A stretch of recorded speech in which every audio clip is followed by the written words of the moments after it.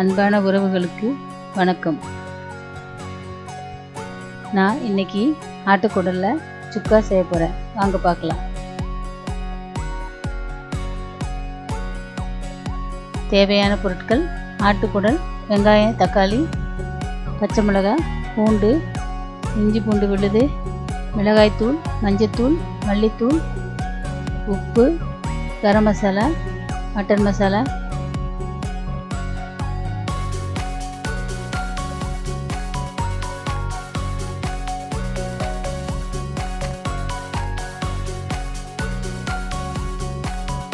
அரை கிலோ ஆட்டுக்குடல் எடுத்துக்கலாம். சின்ன சின்னதாக கட் பண்ணி ஒரு 4-5 தடவை நல்லா கழுவி தண்ணி இல்லாமல் நல்லா வடிகட்டி ஒரு பிளேட்டில் எடுத்து வச்சுக்கலாம்.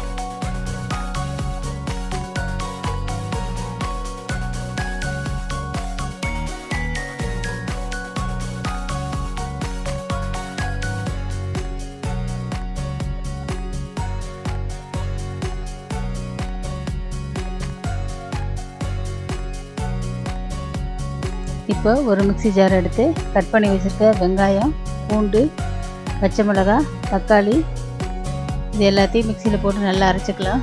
இதே ரொம்ப நைஸாக அரைக்கணும்னு தேவையில்லை, ஒன்றும் பாதியமாக அரைச்சிக்கலாம். இப்படி அரைக்கிறதுனால உங்களுக்கு கட் பண்ணுற நேரம் மிச்சமாகும். எல்லா இன்க்ரீடியன்ட்டும் அந்த மீட்டோட நல்லா மிக்ஸ் ஆயிரும். சாப்பிடும்போது எதையும் நம்ம தனியாக எடுத்து போகணுன்னு அவசியம் இல்லை.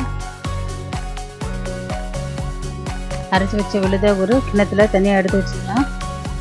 இப்போது இதுக்கு தேவையான மசாலாலாம் எடுத்து வச்சுக்கலாம். அடுப்பில் ஒரு குக்கர் எடுத்து வச்சுக்கலாம். அதில் 2 டேபிள் ஸ்பூன் ஆயில் ஊற்றிக்கலாம். சோம்பு, பட்டை, கிராம்பு, ஏலக்காய், பிரியாணி இலை எல்லாத்தையும் நான் வறுத்து பொடி பண்ணி வச்சுருக்கேன். 2 டேபிள் ஸ்பூன் கரம் மசாலாவை இதில் ஆட் பண்ணிக்கலாம். கரம் மசாலா எண்ணெயிலே கொஞ்சம் நேரம் பொரியட்டும். இப்போது அரைச்சி வச்ச வெங்காயம், தக்காளி, பச்சை மிளகாய், பூண்டு விழுதை இதோட நம்ம சேர்த்துக்கலாம். வெங்காயம், தக்காளி விழுதை நல்லா வதக்கணும். ஏன்னா அதில் நிறைய தண்ணி இருக்கும். ஸோ தண்ணி இல்லாமல் தண்ணி வத்துற வரைக்கும் நல்லா வதக்கிட்டே இருக்கணும். இப்போ இதோட கொஞ்சம் கருவேப்பிலை நம்ம சேர்த்துக்கலாம். ஸோ திரும்பவும் எல்லாத்தையும் நல்லா வதக்கிட்டே இருங்க. ஆயில் பிரிகிற வரைக்கும் நம்ம அதை நல்லா வதக்கணும். வெங்காயம் தக்காளியோட பச்சை வாசனை போகிற வரைக்கும் நம்ம நல்லா வதக்கிட்டு இருக்கணும். அப்போ தான் சுக்கா வந்து உங்களுக்கு சுவையாக இருக்கும், இல்லைன்னா பச்சை வாசனை வர மாதிரி இருக்கும். இதோட இஞ்சி பூண்டு விழுதை நம்ம ஒரு 2 டேபிள் ஸ்பூன் இதில் சேர்த்துக்கலாம். எவ்வளோக்கு எவ்வளோ வெங்காயம் தக்காளியை நல்லா நம்ம வதக்குறோமோ அவ்வளோக்கு எவ்வளோ உங்களுக்கு சுக்காவோ நல்லா சுவையாக இருக்கும். இப்போது நம்ம தண்ணியெல்லாம் வடிகட்டி வச்ச ஆட்டுக்குடலை நம்ம இந்த வதக்கின வெங்காய தக்காளியோட சேர்த்துக்கலாம். அதை நல்லா வெங்காய தக்காளியோட நல்லா கிளறி வச்சுக்கலாம். குடல் கொஞ்சம் நேரம் ஆயிலே வேகட்டும். அதுக்கப்புறமா கொஞ்சமாக கல்லுப்பு நம்ம சேர்த்துக்கலாம். இப்போது அதுக்கு தேவையான மசாலாவை நம்ம இப்போ இதில் சேர்க்க போகிறோம். முதல்ல மிளகாத்தூள், மல்லித்தூள், மஞ்சத்தூள், மட்டன் மசாலா சேர்த்து நல்லா கலந்து விட்டுக்கலாம். எப்போதுமே கறி கொஞ்சம் தண்ணி விடும். ஸோ தண்ணி நம்ம நிறைய ஊற்ற தேவையில்லை, 1 கிளாஸ் தண்ணி மட்டும் இதில் நம்ம சேர்த்துக்கலாம்.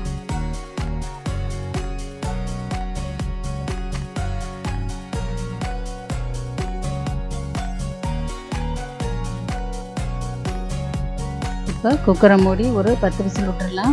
10 விசில் வந்ததுக்கப்புறம் ஓப்பன் பண்ணி பார்க்கலாம். இன்னும் தண்ணியாக இருக்குது. ஸோ இன்னும் நம்ம அடுப்பில் வச்சு தண்ணி சுண்டுற வரைக்கும் நம்ம குடலை வேக வைக்கணும். இப்போ ஆட்டுக்குடல் சுக்கா ரெடி ஆகிடுச்சு. நம்ம இப்போ இதை சாதத்தோடு நம்ம சர்வ் பண்ணிக்கலாம். இந்த சுக்காவை நம்ம சாம்பார் சாதத்துக்கு, ரசம் சாதத்துக்கு, தயிர் சாதத்துக்கு எந்த குழம்பு போனாலும் நம்ம இதை சைடிஷாக இதை நம்ம சாப்பிட்லாம். அதிலே சாதம் கலந்து அப்படியே சாப்பிட்லாம். இப்போ ஒரு அருமையான ஆட்டுக்குடல் சுக்கா ரெடி ஆயிடுச்சு.